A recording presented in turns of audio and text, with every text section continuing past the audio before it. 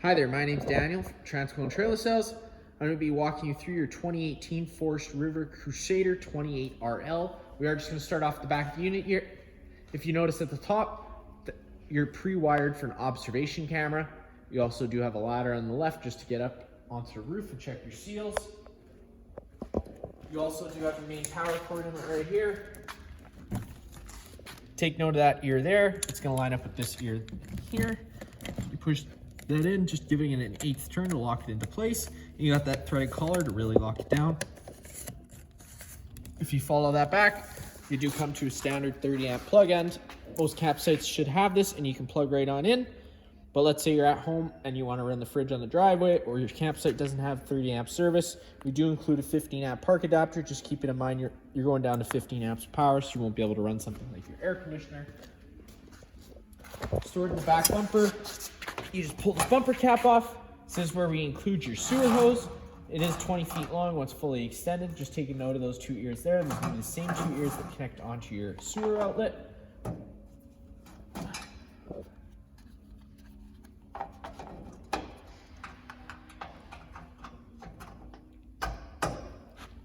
In this corner, as well as all four corners of the unit, we do include stabilizer jacks.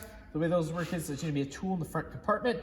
You just hook up that tool, run this down to the ground, give it another 1/8 or 1/4 turn just to firm it up, and it's just going to take any bounce or sway you see you have in the unit right now away.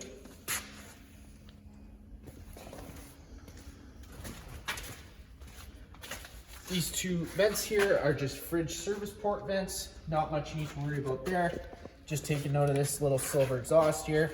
That's going to be blowing up hot air whenever your furnace is running, so just be mindful of that. Inside here is just your hot water service station. Whenever you first get to your campsite, you're always just going to want to give this pressure relief valve a pull. There should be a shot of water that comes out telling you that the tank's full. Right now we're currently winterized, so the tank's empty.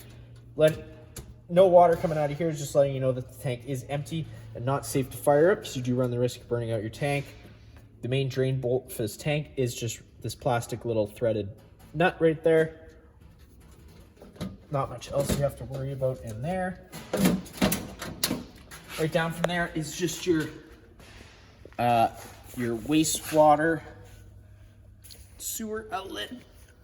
If you notice, these two ears here are the same two ears that run your sewer hose. You just thread onto here, lock into place.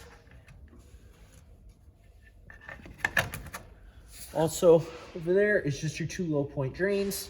If you want to drain all the water out of your lines, that's where you do so.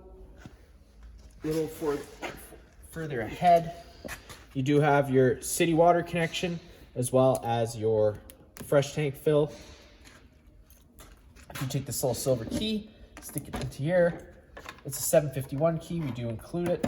You can open this up and you do get access to your black tank flush and your cable satellite inlet, as well as a little quick connector for a garden hose attachment, which we do include the hose right here. You just have to get the garden hose end.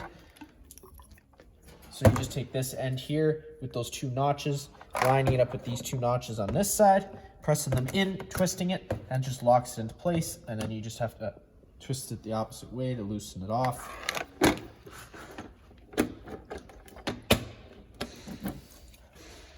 Inside your front compartment is just that tool for running those rear stabilizer jacks I told you about.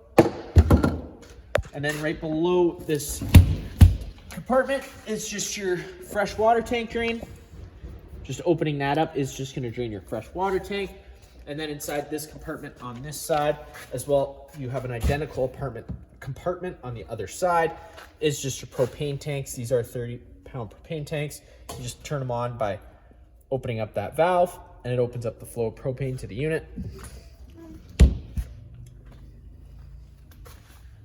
In the front, you do have your landing control gear buttons, so you can raise and lift it. You do have a solar charge plug-in if you were to have a portable solar panel. And then just inside this front compartment is storage. This is also where we house your battery, inside that black box there. Not much else to see in there.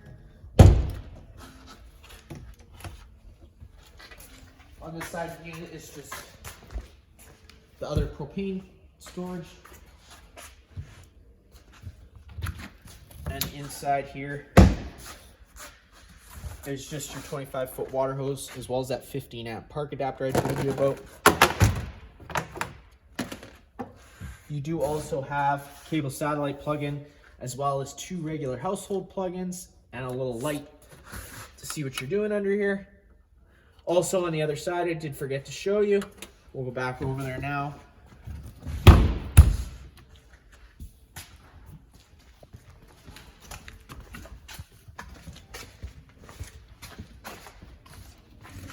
Just on your right-hand side, this is where you access your bypass valves for winterization, and the little hose puts your foot inside your coolant jug.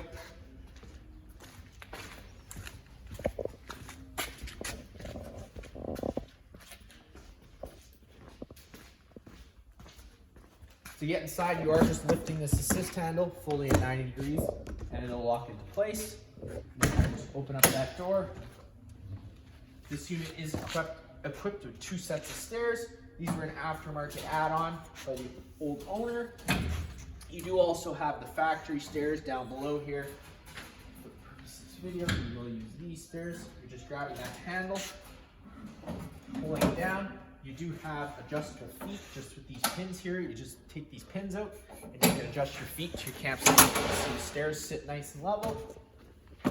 Once you take a step on inside, your fire extinguisher is just right on your left there.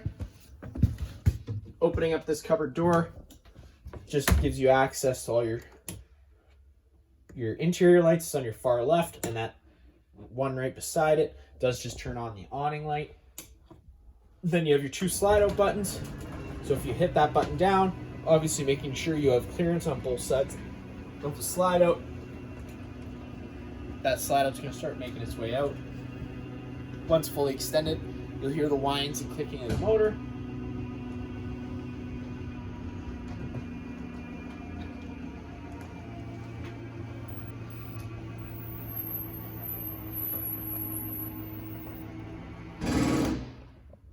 And then you just got that other one on the other side.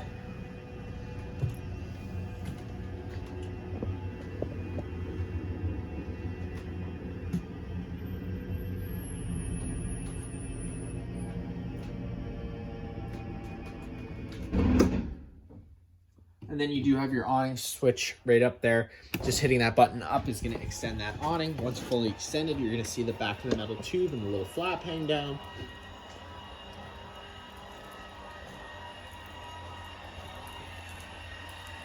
There you go. You see that back of the metal tube. Sometimes that flap can get stuck, so you just have to retract it, put it back out, and there you go. It does hang down eventually.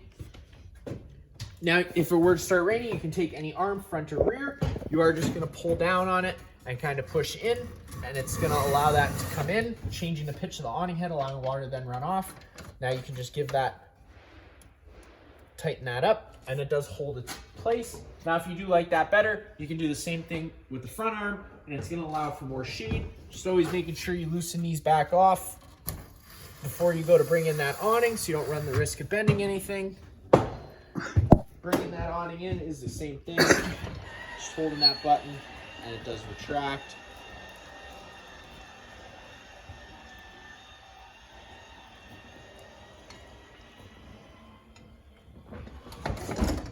Now, just right up on the wall here, you will notice that you have another light switch to turn on a little entryway light, and then you do just have your thermostat right up at the top here. So if you hit that button, it's going to illuminate itself. Hit that button again, you're going to go into cool. Now at this point, that is the air conditioner running.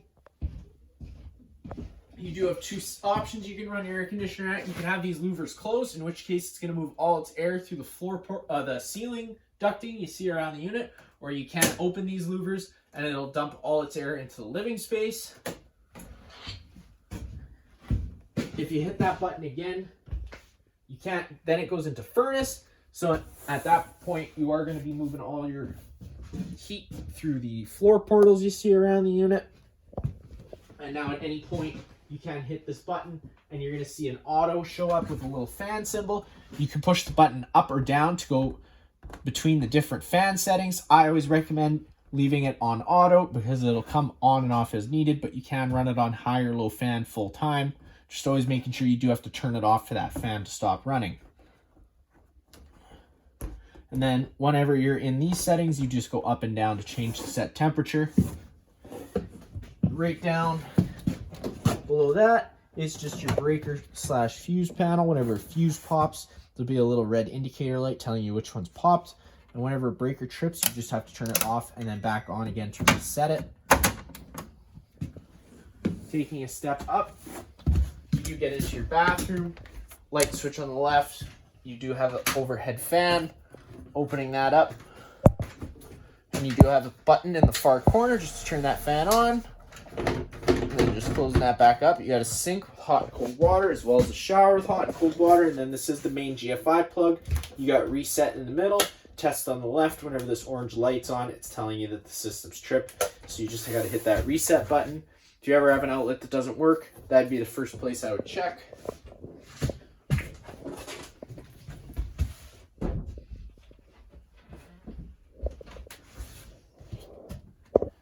Taking a step on into the bedroom, light switch is just on your left here. You do have all the blinds in the unit do work the same way. They just kind of sit where you leave them. So if you pull them down, they're going to stay down. If you push them up, they're going to stay up. This window here is a fire exit. You're just having to loosen these two handles off. Give that window a push and you can climb on out. And then to get it to close, just do the opposite. On each side of the bed, you do have plug-ins and storage space. And then on the wall here, there is a TV backer, so you can mount a TV, as well as two plugins and a coax plug-in. And then just right above your head here, you do have your antenna control, so you can adjust that, push that in and adjust it to how, whatever you think, whenever you get the best signal. Just leave it, always just making sure that you lock it into place. Another fan in the bedroom, another vent in the bedroom, but there is no fan in this one. Stepping down into the kitchen living space.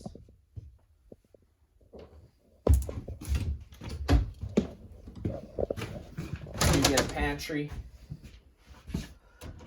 You got a sink with hot and cold water, and then you do have your Norcold fridge. The controls for that are just right on the front here. If you hit that button, it's going to turn on.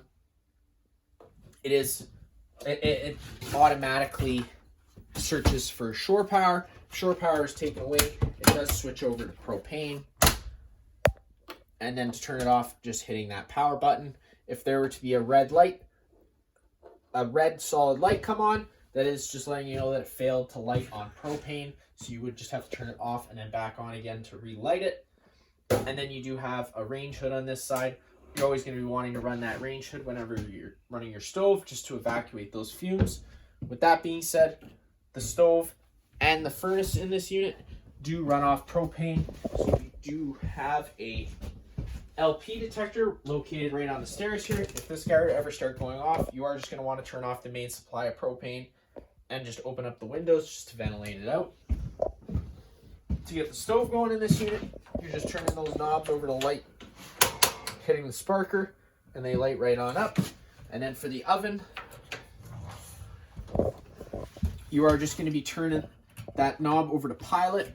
Then you're going to push and hold the button.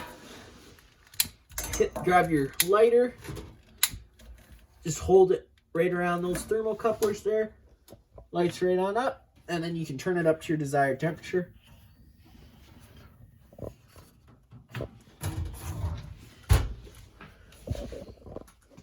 And then you have your couch. You also have two reclining chairs. Just keeping note of how we have these chairs set up now. If they were to be pointed the normal direction for sitting and pointed outwards, the slide outs will contact them and cause damage. So you do always have to make sure you have these chairs tucked away whenever you're going to run those slides. That way you don't contact anything. Blinds in here do work the same way as they did in the bedroom. They just kind of sit where you leave them. Lights overhead, and then you do just get into your entertainment center where you have your TV as well as your stereo. Your stereo is going to be just like home, minus the fact that you have zone 1 and zone 2. Zone 2 is going to be your exterior speakers. Inside here is where you're going to find the pamphlet for all the unit's owner's manuals, as well as any remotes or anything that's included with the unit stored away in there. Just take a note of these travel straps. You are going to want to strap these chairs up whenever you're traveling, because they will shift with the travel. If you have any other questions, feel free to give us a call.